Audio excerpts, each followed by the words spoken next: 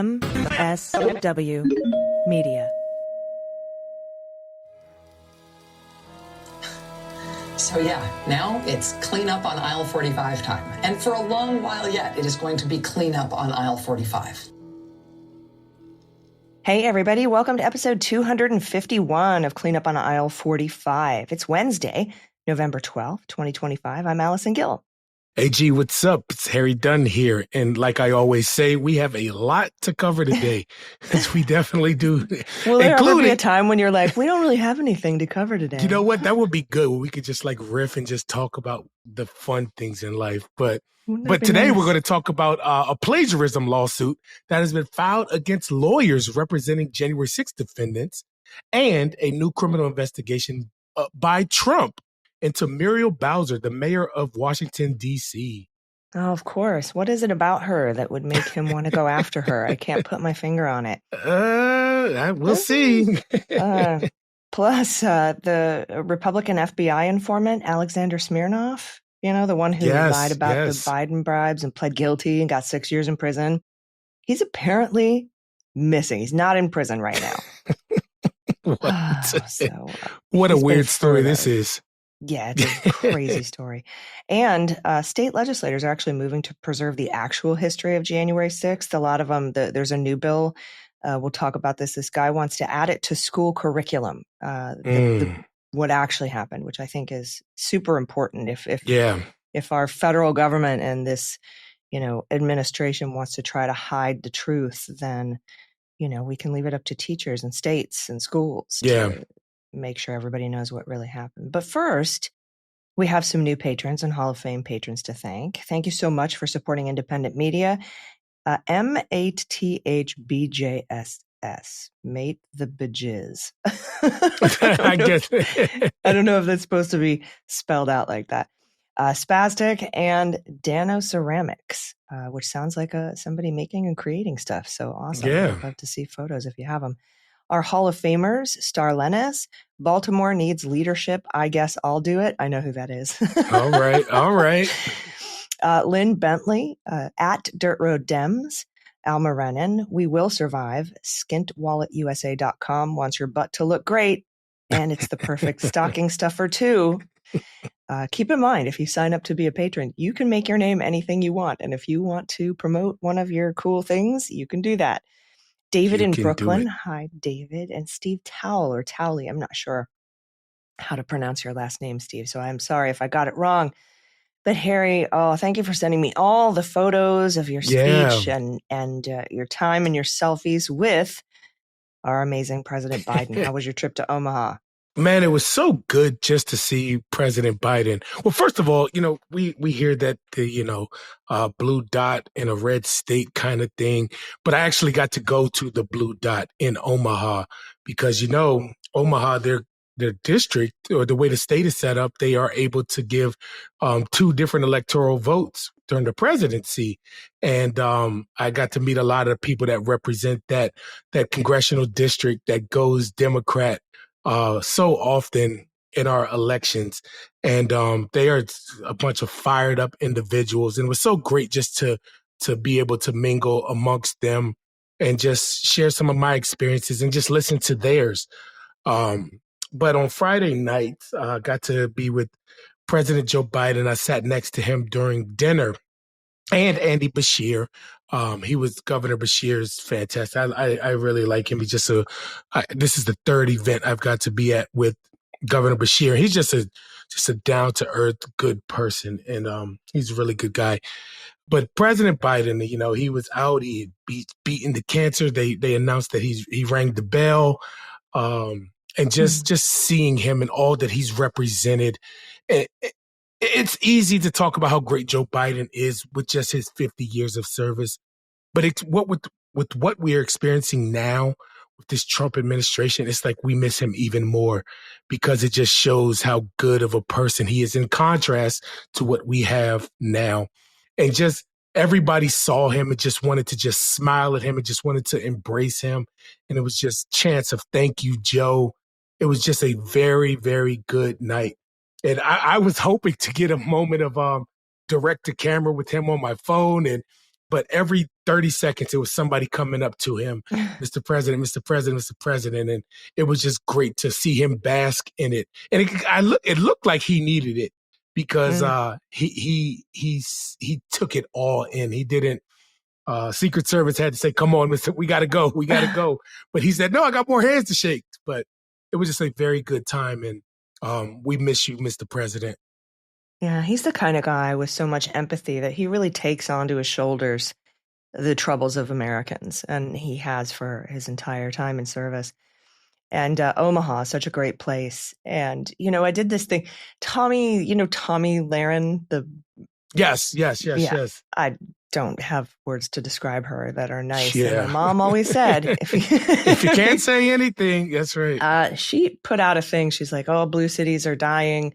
Move to one of our great red cities. So as a social experiment, I said, can you name a great red city? Name a city. Let's call it with a population over 250,000 that votes red. Just a thought experiment. And a lot of people actually thought Omaha was a red city, and it's not. It's actually really hard to name a city that votes red. I think Oklahoma City, maybe. I think even then they may be even blue, just that, and Tulsa too. They, as a city, they don't vote red. They just are surrounded by red, Right. So, Omaha's wonderful, and that must have just been fuel for the tank to see Mr. Biden have such a great night.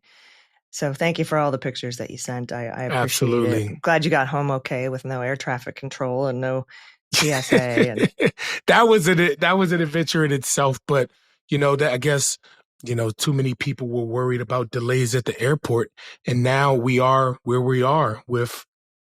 I guess that's why the shutdown is ending.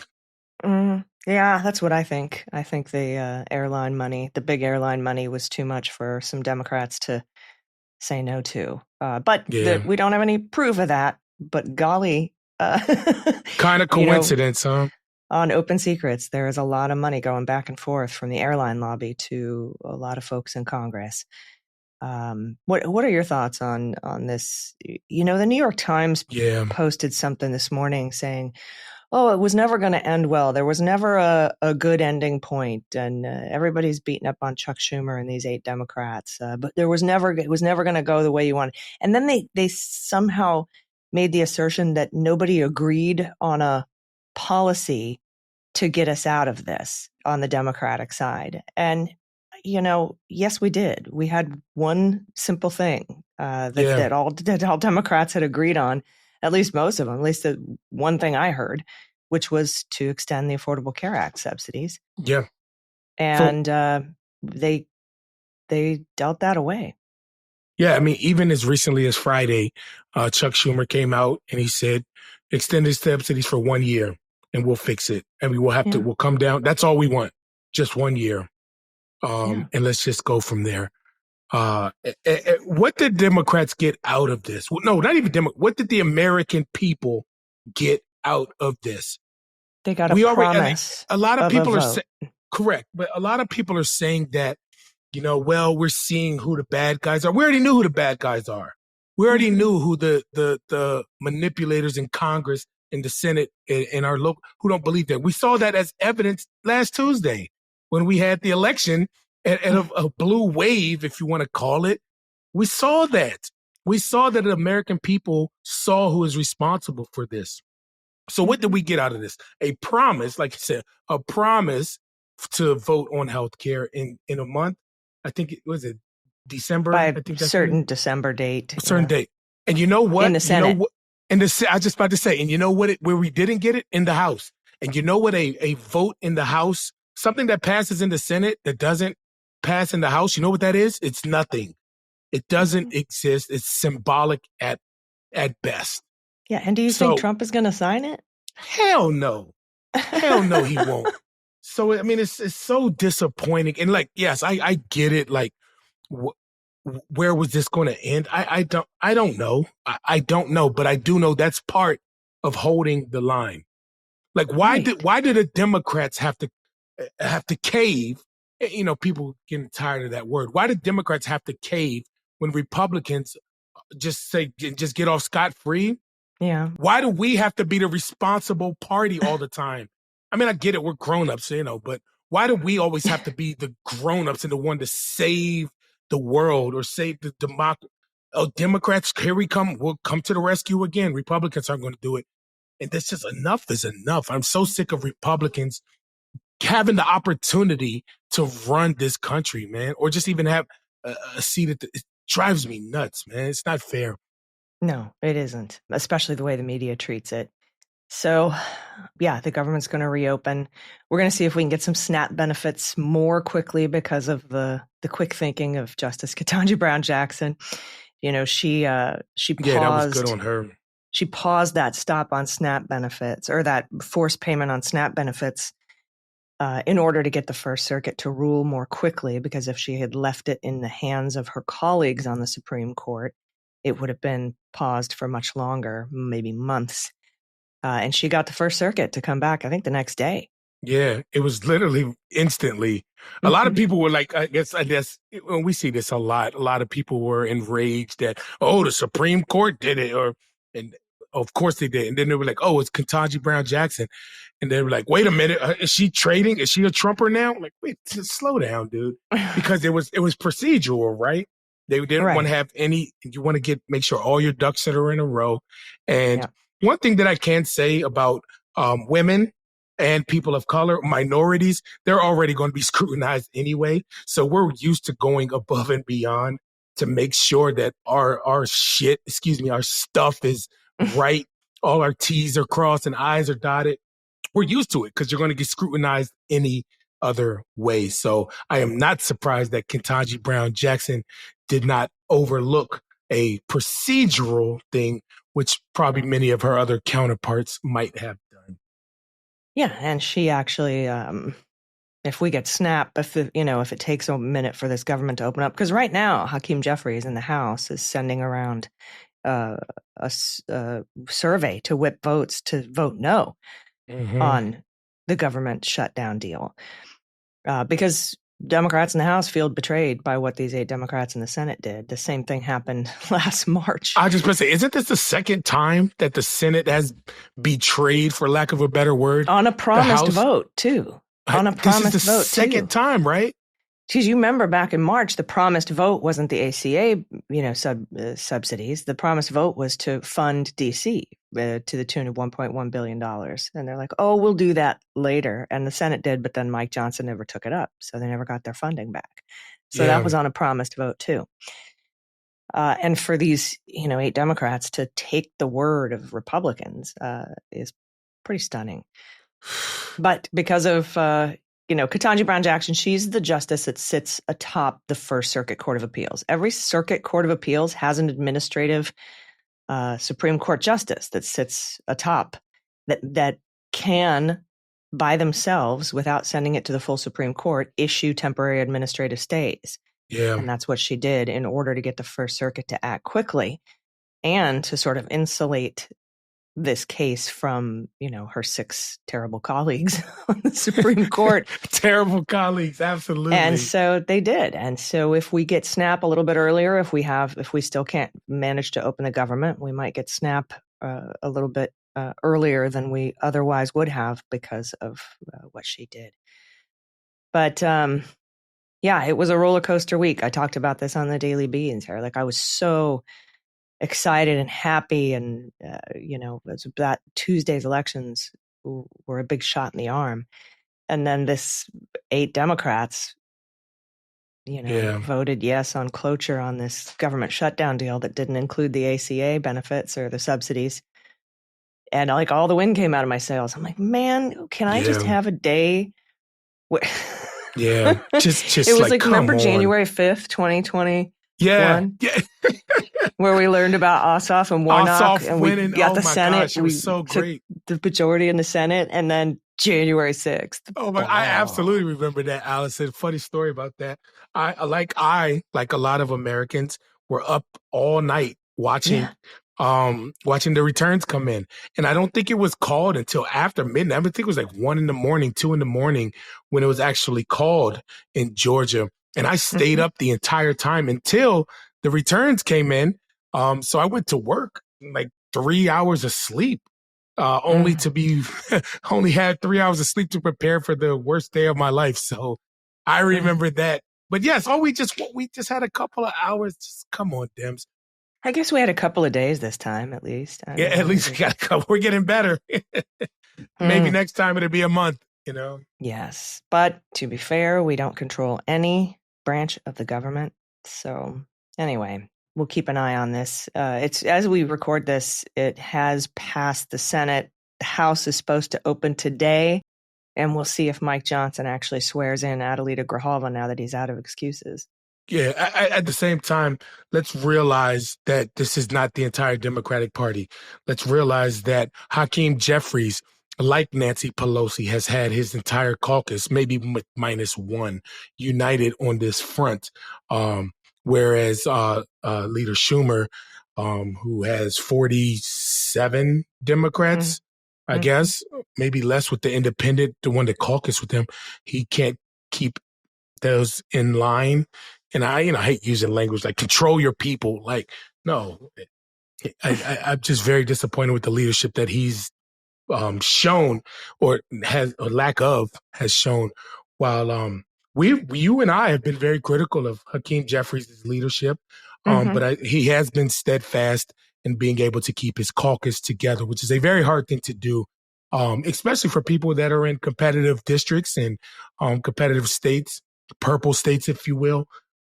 But he's done a good job. And I think we need to give him credit like we gave him hell when he wasn't doing a good job. But I think he has, and I don't think Chuck Schumer has. Yeah, and maybe we can get 4 or 5 Republicans in the House to vote no on this deal, and save it. But the thing is those ACA subsidies expire January 1st, regardless of whether a deal is made or not. That has to be voted on. Those go away no matter what.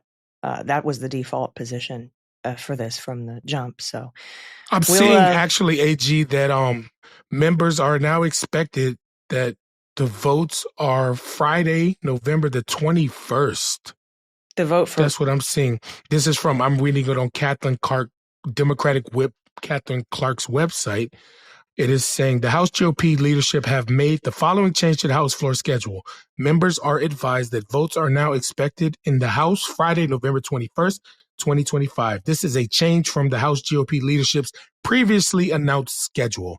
And that was updated 23 minutes ago on the Democratic Whip's website, Kathleen Clark.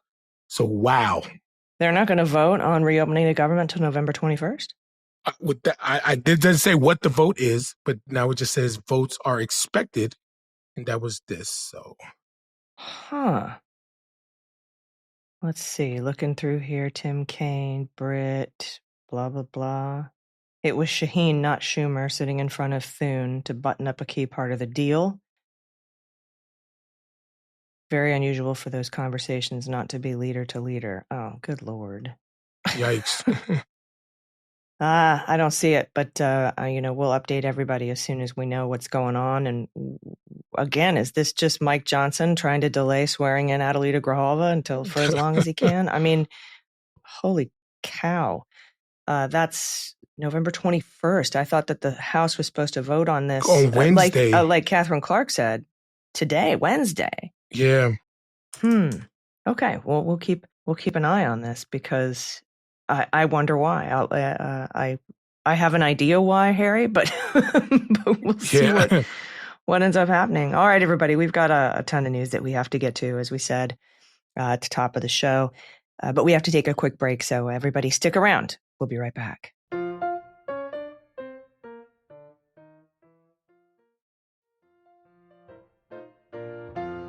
All right, everybody, welcome back.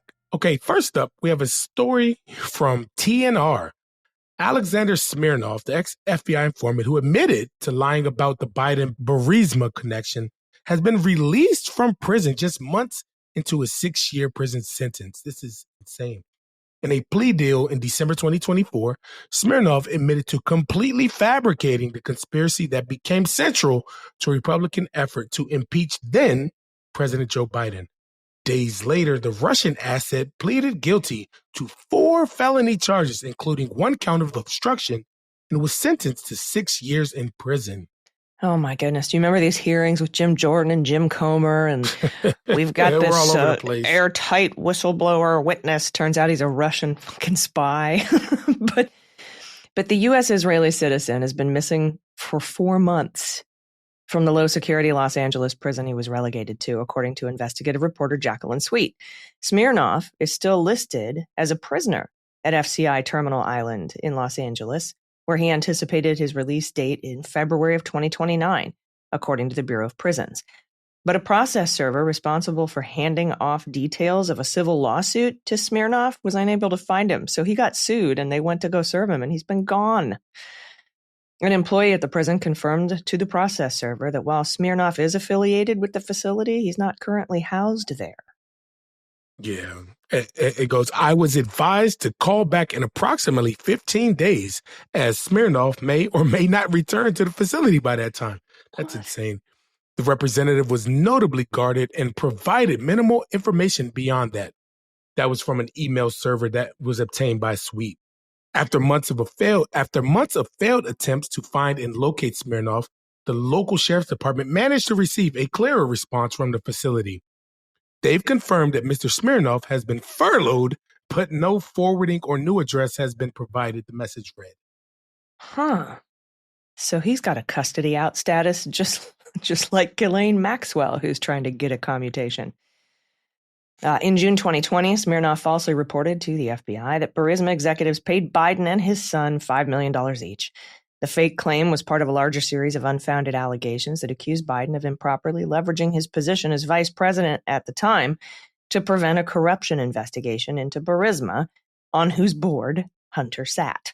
The fraudulent tale also sparked an October surprise in the 2020 election about Hunter Biden's laptop, which Trump allies Rudy Giuliani and Steve Bannon insisted contained evidence that Biden and Burisma had held a meeting. Now, the New York Post, which ran the original story, later said that the contents of the laptop were mixed with fake material and that most of the data couldn't be verified. Even the New York Post was like, yeah, the laptop was fake. The Justice Department revealed in February 2024 that Smirnov admitted to prosecutors that officials associated with Russian intelligence were involved in developing the Hunter Biden narrative. In ensuring fallout over the DOJ indictment, Smirnov told investigators he was in contact with 4 different top Russian officials, 2 of whom were heads of the entities they represent.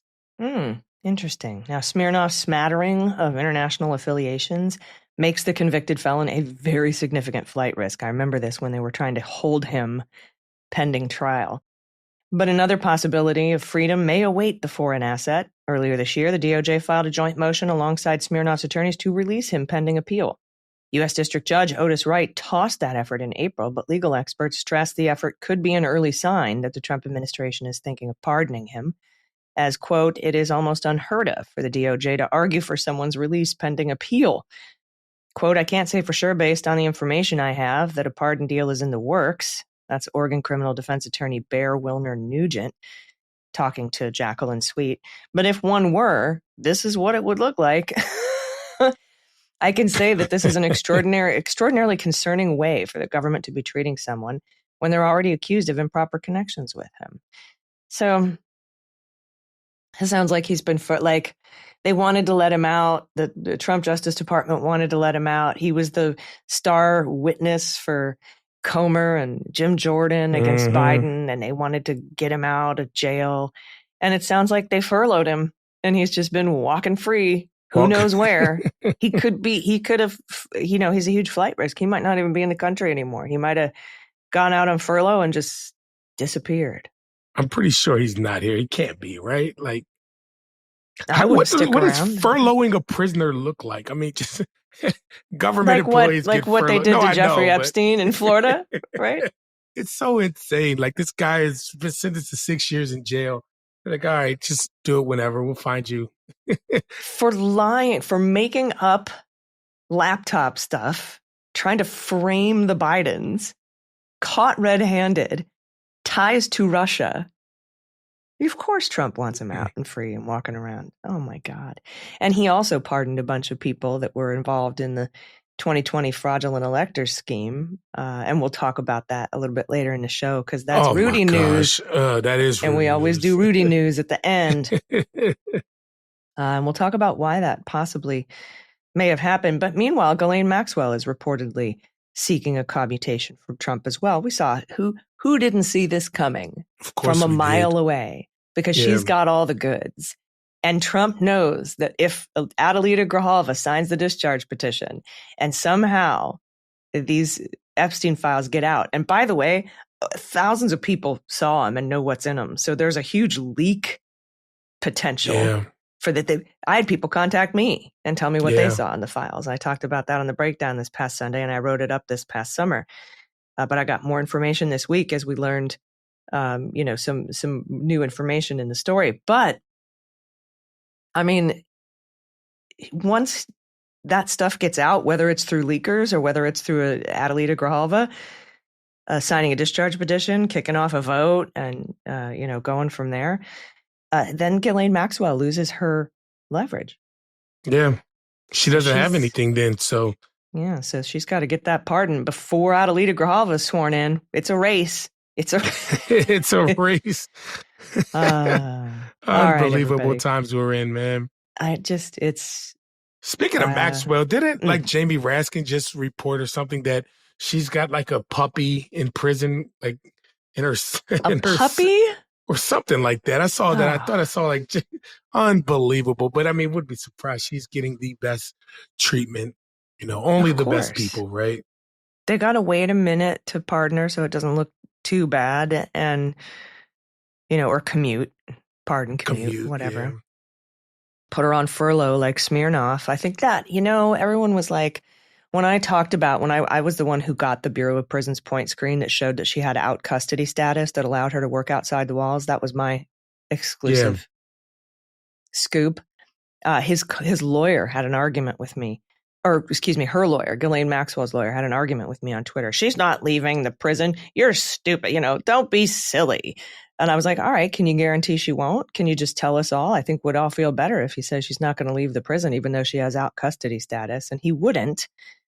It sounds like that's what they wanted to do with her, what they did with Smirnov.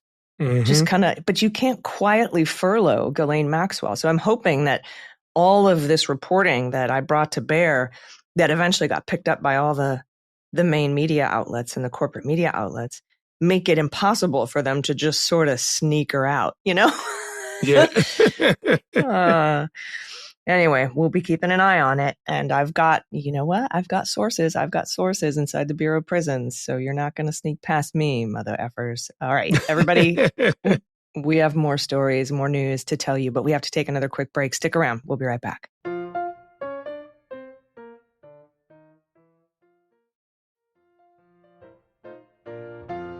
All right, everybody, welcome back. Next up from CBS, a Texas-based researcher has filed several lawsuits, Harry, against lawyers who represented insurrectionists from January 6th, alleging that some of the attorneys pirated her research and used it in court without paying for it. Now, the lawsuits are filed by Lindsay Olson, and they allege the defense attorneys infringed on her copyright of research studies when they made filings in court seeking a change of venue for Capitol riot defendants, right? We don't want them tried here in D.C. They'll be guilty for sure. We got to get them out to somewhere else, to a different venue. Yeah, Olson's research firm produced a 26-page study in April 2022 for a defense lawyer in a January 6th Oath Keepers case to argue for a change of venue out of Washington, D.C. Among the many findings in Olson's survey, respondents in Washington, D.C. were more likely to characterize January 6th as an insurrection, racially motivated, or planned in advance than the prospective jurors in other regions of the country. The survey, right? Because it happened to them. Maybe because it happened in their own backyard, right? Like the survey also argued the jury pool in Washington, D.C.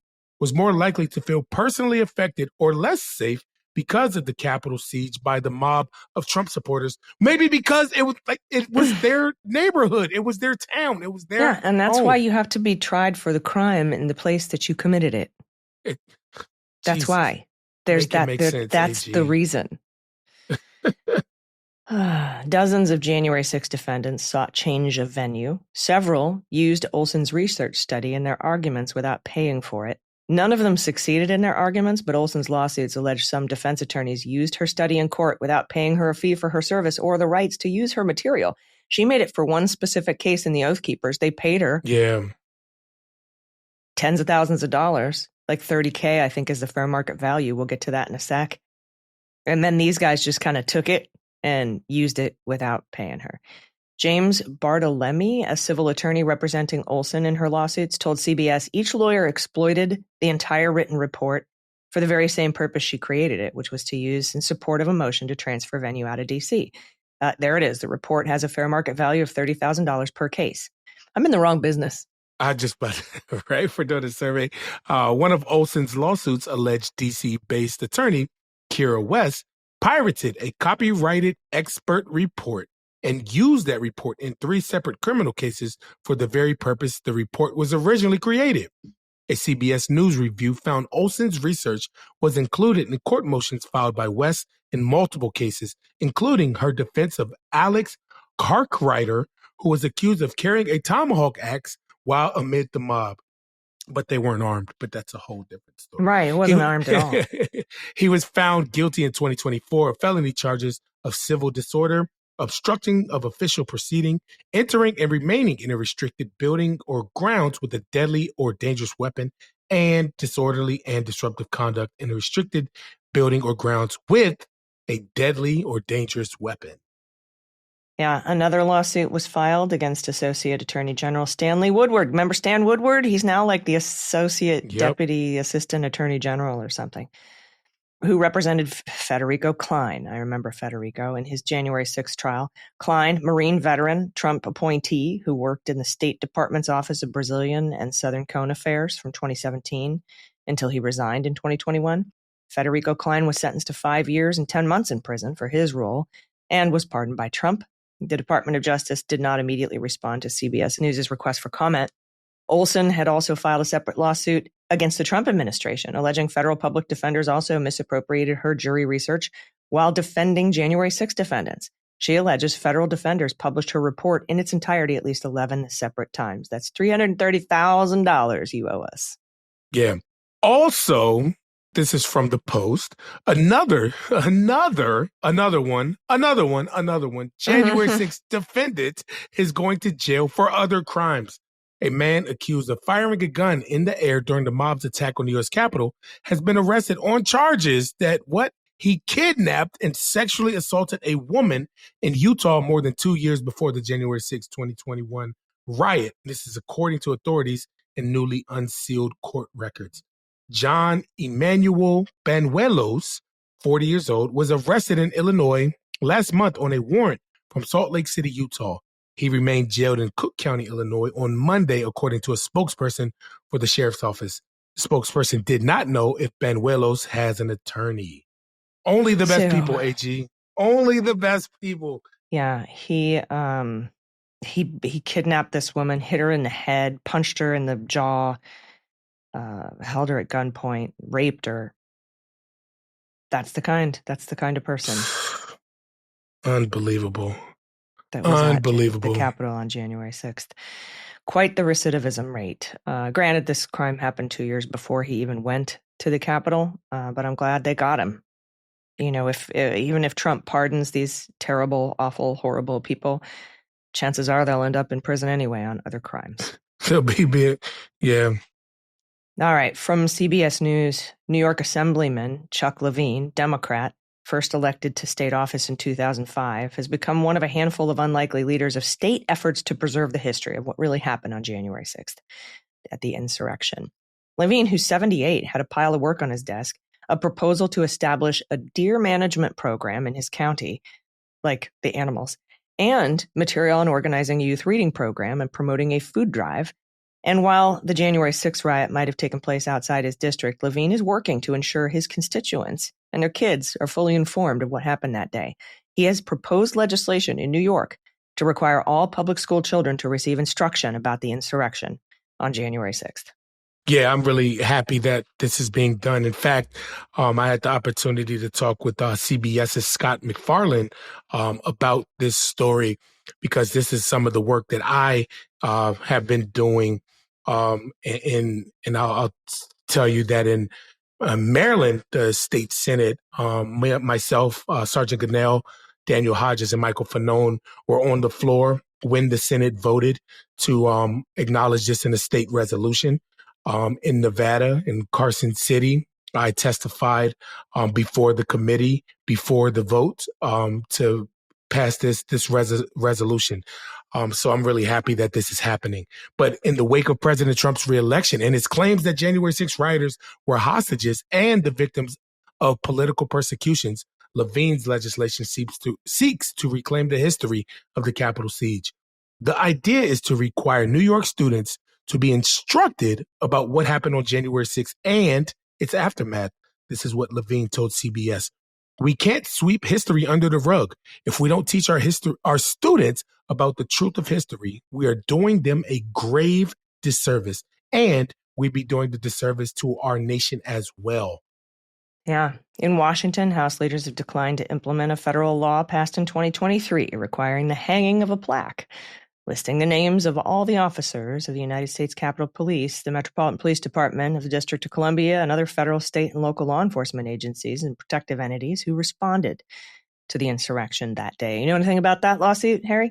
I do know that I am happy that the government will be opening because we will now be able to get our court case heard as it was paused due to the government shutdown. Mm-hmm. But I'm really happy that that's going on.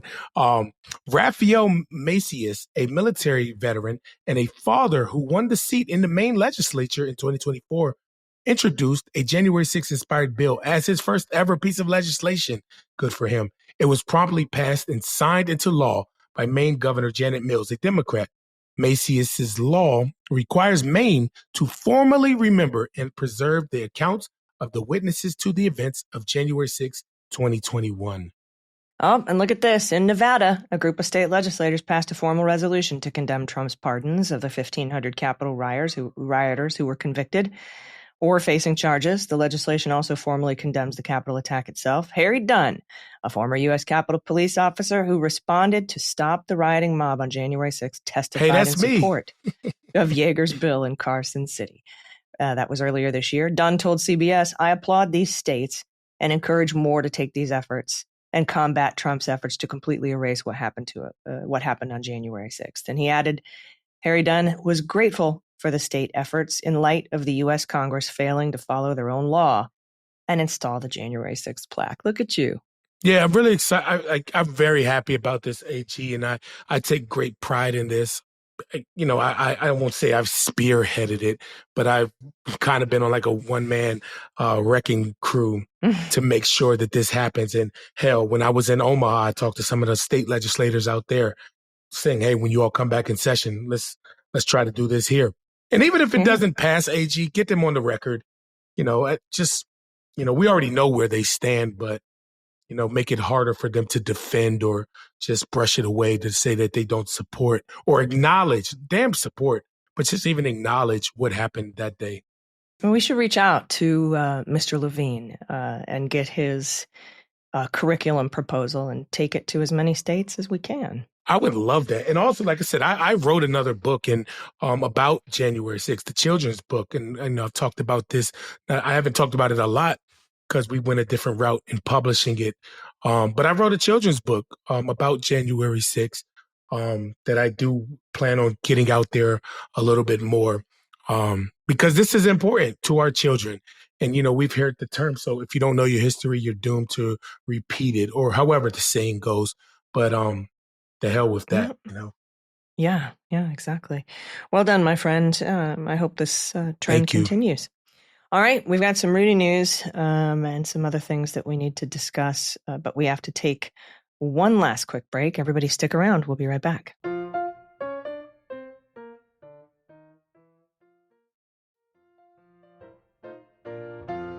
All right, everybody, welcome back. Okay, we got two more stories, so hang tight.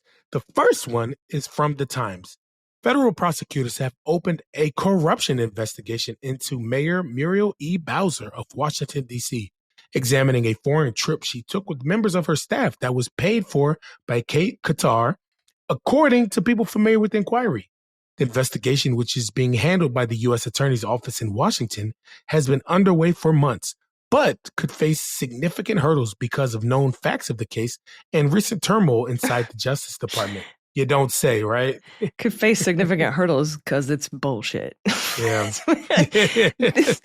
this, especially given Pam Bondi's ties to Qatar. But okay, this week, the FBI agent who was leading the investigation was fired by the Trump administration for having taken part in a criminal inquiry into Trump's attempts to overturn the 2020 election. So they fired one of the FBI agents because he worked on January 6th or the Trump case. So that FBI agent is gone. And the public corruption unit has been, they're typically the ones responsible for pushing kind of cases like this forward, has been basically decimated by a series of dismissals and resignations stemming from Trump's efforts to seek revenge against DOJ officials and his perceived enemies. It remains unclear how far the investigation into Ms. Bowser, a Democrat and a Black woman who has served as Washington's mayor since 2015, has advanced since it opened. But the people familiar with the inquiry said it was based on potential violations of bribery or campaign finance laws. Yeah, Good luck. Like I said, Pam Bondi wants to investigate someone with ties to Qatar. Given her being a registered foreign agent for Qatar and not disclosing that in her hearings. Plus, cases, by the way, for failing to register as a foreign agent are very difficult. We remember that from Tom Barrack a while back. And trying to get bribery or campaign finance conspiracy charges. Ask Robert Mueller how does that work out for you? Right. It's going to be interesting, to say the least. But this is just part of the retribution tour, right? Going after all of his political enemies. It also shows that capitulation does not grant you favor. As a lot of people were upset with Muriel Bowser meeting with Donald Trump and saying that she's going to work with him and going down to Mar-a-Lago before continuing to comply, tearing up Black Lives Matter Plaza. Just so many things that she did, lock in step with the Trump administration. And it just shows that capitulation does get you nowhere. So I just say stand up and have a spine. And, when the time comes for them to attack you, which it will, you have already maintained at least your pride and your dignity. All right. But moving on to Rudy news. And this is from the Associated Press. Donald Trump has pardoned, of course, his former personal lawyer, Rudy Giuliani, his one-time chief of staff, Mark Meadows, and others accused of backing the Republicans' effort to overturn the 2020 election. The full, incomplete, and unconditional pardon for dozens of Trump allies are largely symbolic. It applies to only federal crimes, and none of the people named in the proclamation were ever charged federally over the bid to subvert the election won by Joe Biden. It doesn't affect state charges, though state prosecutions stemming from 2020 election have hit a dead end or just limping along, as we've, covered here on Cleanup. This move, however, underscores Trump's continued efforts to promote the idea that the 2020 election was stolen from him, even though 9 million investigations show otherwise, and other investigations show that he actually tried to steal it. Reviews, recounts, audits, all of it.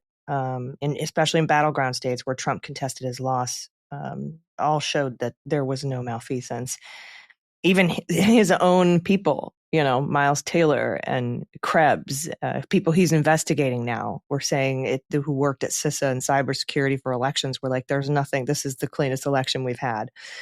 Now, Ed Martin, the Department of Justice's point man on pardons and former lawyer for January 6 defendants, over on Unjustified, we call him the Whackadagpa because he's the weaponization czar, associate deputy attorney general, pardon attorney. Linked his announcement of the pardons to a post on Twitter that read, "No MAGA left behind." Unbelievable. Among those also pardoned were Sidney Powell, an attorney who promoted baseless conspiracy theories about a stolen election, John Eastman, another lawyer who pushed a plan to keep Trump in power, and Jeffrey Clark, Underwear Clark, a former Justice Captain Department Underpants. Captain Underpants, a former Justice Department official who championed Trump's efforts to challenge his election loss.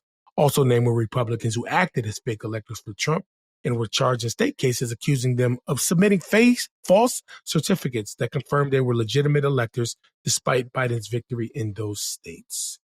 All right. So, first of all, he pardoned them, but they were never charged federally. None of these people were ever charged federally. When Jack Smith charged Trump, we imagined that once he got the Trump conviction, in the interest of time, that he would bring charges called mop-up cases against all of these co-conspirators. Mop-up, yeah. And so you can't pardon state crimes. Now, a lot of these state cases have stalled. We've gone over, the disposition of each one on this show pretty recently. Yeah. But you can't pardon. These are performative pardons. And here's what I think this is about, Harry. He's signaling to future insurrectionists and treasoners and, we love you. seditionists. Yep. We'll take care of you. That's what this is. This is a signal for 2026 and 2028 for when they start planning all new, malfeasance and election interference and the laws that, hey, we'll take care of you even if you break the law for us. I'm sure those plans are being talked about. I'm sure those plans are being discussed now. Not like when they're talking about how to steal it again, especially in light of what happened on Tuesday. So this is why we need to show up in droves. Like we did on Tuesday. What is a drove, by the way? Like, it's how many cats I have. That's a drove of cats. AG is covered in cats. Cat lady, I see you. I am the overeducated, childless cat lady that they warned you about. One little bit of good news here. This, a lot of people were worried if this impacts what Rudy owes Ruby Freeman and Shay Moss in that $150 million ruling. Because it was federal, that was a federal case. But no, presidents cannot pardon civil lawsuits away. So this doesn't impact Ms. Ruby or Shay Moss. So that's correct. Good news. That goes forward. Nor will it stop his former assistant from suing him for $10 million for, sexual assault. Nor will it stop. Like, he's got 18 legal problems, and this ain't one. And this pardon can't solve not one of them. Because like you said, they're all state charges related to that. And Rudy's just a scumbag with, charges of following him everywhere. So I have a message for future election criminals. You might get pardoned by Donald Trump for federal crimes, but the states will get you. Yeah, so don't do it. Mm-hmm. You cannot be pardoned for state crimes. Just try harder to win elections, which would include doing work for the American people and not for yourself. So that's how you avoid needing a pardon. What a concept. What a concept, AG. Weird that criminals don't have good policy. Anyway, thank you all so much for listening. Thanks to our new patrons. If you want to become a patron, patreon.com/aisle45pod, AISLE45POD, support independent media. And we will see you this weekend for a bonus episode, and next Wednesday. And by then, we'll have a clearer picture, I think, of what's going on in the House and with Adelita Grajava. I don't think he wants to swear her in now till November 21st, like you said, from what Catherine Clark was saying. We'll see, but we appreciate you listening very much. Do you have any final thoughts before we get out of here? No, two things. Well, the app that I was reading from is called Dome Watch, DOMEWATCH, and anybody can download it. And what it is that's not about you. That's not how we keep track of you. No, it's not. With my bald head.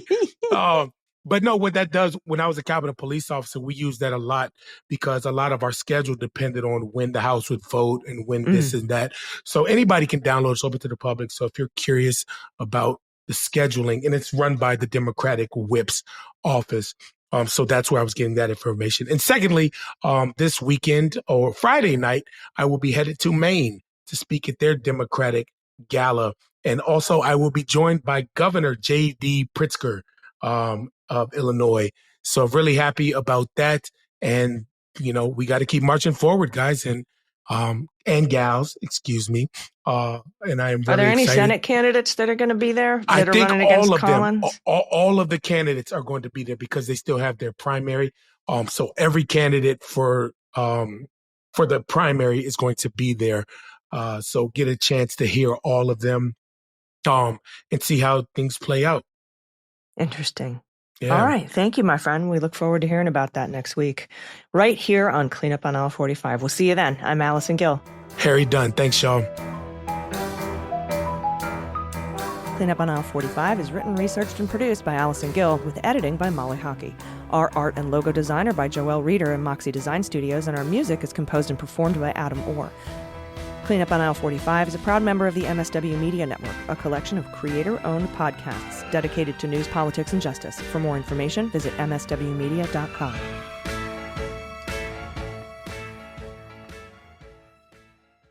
MSW Media.